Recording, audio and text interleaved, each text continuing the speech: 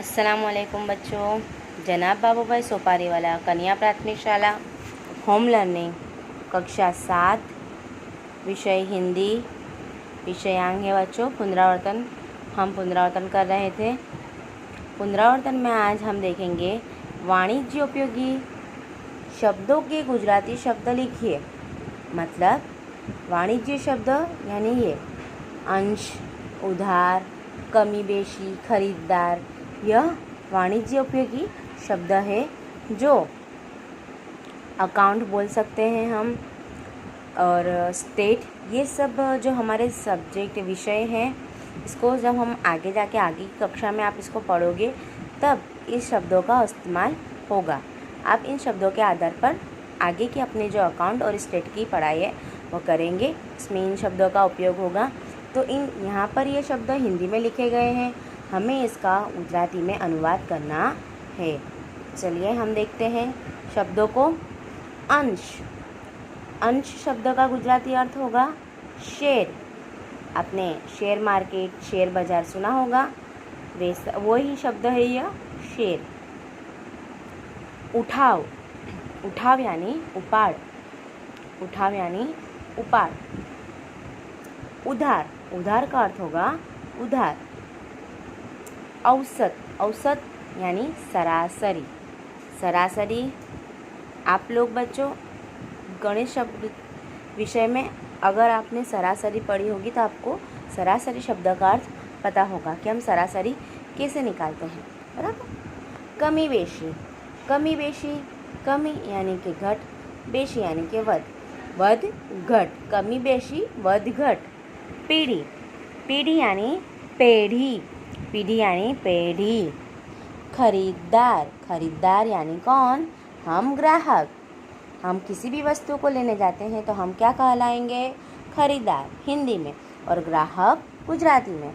खाता, खाता यानी खातू, खाता यानी खातू। गिरावट, गिरावट यानी घटाड़ो। बखार, बखार यानी बखार। घटबड़, घटबड़ का भी मतलब क्या होगा बच्चों यहाँ पर? वधघट, वधघट, वधघट। चुंगी, चुंगी यानी जकात, चुंगी यानी जकात। जमा यानी जमा, जमा यानी जमा। जोखिम, जोखिम यानी जोखम, जोखिम जोखम। थोक, थोक यानी जत्थाबंद, जत्थाबंद शब्द का अर्थ तो आपको पता ही होगा। एक वस्तु है, उसका बहुत सारे वैसे ही बहुत सारी वस्तुएं। जैसे हमें अगर चावल की गोंद लेनी हो, बराबर, आप लोगों को पता है ना 25-25 किलो की जो चावल की गोनी आती है, तो वो एक बोरी, हम उसे बोरी कहते हैं, एक 25 किलो की, बराबर। वैसे ही बहुत सारे 25 किलो की एक गोडाउन में बोरी हो तो वो क्या है? थोक यानी कि जत्थाबंद माल है। हमने एक चावल का उदाहरण, वैसे ही करियाने की दुकान में भी जत्थाबंद सामान होते हैं। दस्तखत, दस्तखत यानी तो सही, आपको पता ही होगा। नकद, नकद यानी रोकड़ा, नकद यानी रोकड़ा। नेक, नेक यानी नेट, नेक यानी नेट। नीलाम, नीलाम यानी लीलाम, हराजी। नीलाम शब्द के दो अर्थ हैं, लीलाम और हराजी। पेशगी, बयाना यानी बानो। फुटकर, छूटक, फुटकर यानी छूटक। बट्टा यानी वड़तर, बट्टा यानी वड़तर। बढ़ती, उछाड़ो, बढ़ती यानी उछाड़ो। बही, चोपड़ो, वही, बही, चोपड़ो, वही। बिकवाली, वेचाण, विक्रय, बेचाण, वेचाण, विक्रय। मंगनी, मंगनी यानी मुद्दती हुंडी, मुद्दती हुंडी। महसूल, नूर, महसूल, नूर, महसूल। मुनाफा यानी नफ़ो, मुनाफा यानी नफ़ो। रुक्का, रुक्का यानी चेक। लाभांश यानी फ़ायदो, लाभांश यानी फ़ायदो। बच्चा आप लोगों को बता दूं, मैं एक बार परीक्षा में, वार्षिक परीक्षा में यह शब्दों के अर्थ का प्रश्न पूछा गया था, इसमें रुक्का भी पूछाया गया था। रुक्का है, और उधार, जमा, खाता, और ये रुक गए। 4 शब्द पूछाए गए थे। लेवाली यानी खरीदी, लेवाली यानी खरीदी। सूद यानी ब्याज, सूद ब्याज। हिसाब, हिसाब, हिसाब, हिसाब। हिस्सेदार, भागीदार, हिस्सेदार, भागीदार। हम देखेंगे बच्चों दूसरे प्रश्नों में मातृभाषा में अनुवाद कीजिए। यहाँ पर यह परिच्छेद है, इसका हमें मातृभाषा में अनुवाद करना है। पहले हम यह परिच्छेद को पढ़ लेंगे। सारी स्थिति स्पष्ट थी। प्रजापति ने कहा, देवता ही श्रेष्ठ है।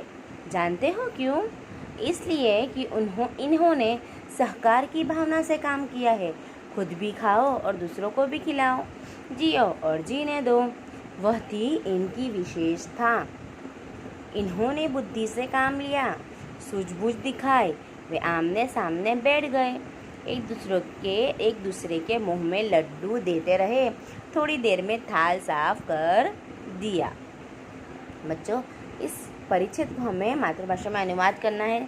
चलिए हम करते हैं। समग्र परिस्थिति स्पष्ट હતી। प्रजापतिए કહ્યું। अल्प विराम अवतरण चिन्ह। जब हम मातृभाषा में किसी भी वाक्य या परिच्छेद का अनुवाद करते हैं तो उसमें पूर्ण विराम, अल्प विराम, प्रश्न चिन्ह, अवतरण चिन्ह, इन सभी चिन्हों का विराम चिन्हों को ध्यान में रखकर हमें वाक्य में अनुवाद करना है। किसी भी चिन्ह का कहीं दुरुपयोग ना हो या उसका इस्तेमाल कहीं दूसरी जगह पर ना हो, जिससे वाक्य पढ़ने में और वाक्य का अर्थ का अनर्थ हो जाएगा। देवताओ જ શ્રેષ્ઠ છે। જાણો છો કેમ? એટલા માટે કે એમણે સહકારની ભાવનાથી કામ કર્યું છે। પોતે પણ ખાઓ અને બીજાને પણ ખવડાવો, જીવો અને જીવવા દો। તે હતી એમની વિશેષતા। એમણે બુદ્ધિથી કામ લીધું, સમજદારી બતાવી। તેઓ સામસામે બેસી ગયા, એકબીજાના મુખમાં લાડુ મૂકતા રહ્યા। થોડી જ વારમાં થાળ ખાલી કરી દીધો। बच्चों, यहाँ पर देवताओं के बारे में बताया गया है कि उनकी विशेषता क्या है, वो क्यों सबसे श्रेष्ठ हैं। उनमें सहकार की भावना है। एक प्रयोग से ही बताया गया है कि वो कितने अच्छे देवता हैं। दूसरा परिच्छेद, पुत्र।